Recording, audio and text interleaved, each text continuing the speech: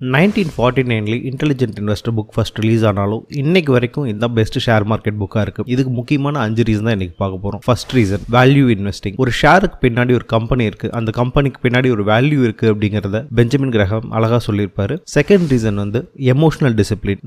நம்மளோட emotions base பண்ணி, நம்மளோட கிரீடை பேஸ் பண்ணி, ஃபியரை பேஸ் பண்ணி நம்ம என்னைக்குமே ஷேர் மார்க்கெட்ல டெசிஷன் எடுக்கக்கூடாது அப்படின்னு பெஞ்சமின் கிரஹாம் சொல்லியிருப்பாரு. Third reason contrarian investing. அதாவது மற்றவங்க எல்லாருமே விற்கும் போது நம்ம வாங்கணும், மற்ற எல்லாருமே வாங்கும்போது நம்ம கண்டிப்பாக விற்கணும் அப்படின்னு சொல்லியிருப்பாரு. அதாவது மற்றவங்க எல்லாருமே பயப்படும் போது நம்ம கொஞ்சம் தைரியமாக இருக்கணும், மற்ற எல்லாருமே தைரியமாக ஆப்டிமிஸ்டிக்காக இருக்கும்போது நம்ம கொஞ்சம் காசியஸாக இருக்கணும்னு சொல்லியிருப்பாரு. ஃபோர்த் கான்செப்ட் மிஸ்டர் மார்க்கெட்னு ஒரு கேரக்டர் இன்ட்ரடியூஸ் பண்ணியிருப்பாரு. கிரீட் அண்ட் ஃபியர் மூலியமா ஒவ்வொரு நாளைக்கும் ஷேர் பிரைஸ் ஒவ்வொன்றும் நமக்கு எடுத்து கொடுப்பாரு. நமக்கு எப்போ வேணுமோ அப்போ மட்டும் ரியாக்ட் பண்ணிக்கணும்னு சொல்லியிருப்பாரு. Fifth and final reason 16-20 company எடுத்து ஒவ்வொரு கம்பெனியோட ஷேர் பிரைஸும் அந்த கம்பெனியோட ஃபினான்ஷியல்ஸையும் கம்பேர் பண்ணியிருப்பாரு. 20 சாப்டர்ஸையும் நம்ம டீட்டெயிலில் கோர் பாயிண்ட்ஸை கவர் பண்ணி நம்ம பிளேலிஸ்ட் வச்சிருக்கோம், மறக்காம பாருங்க.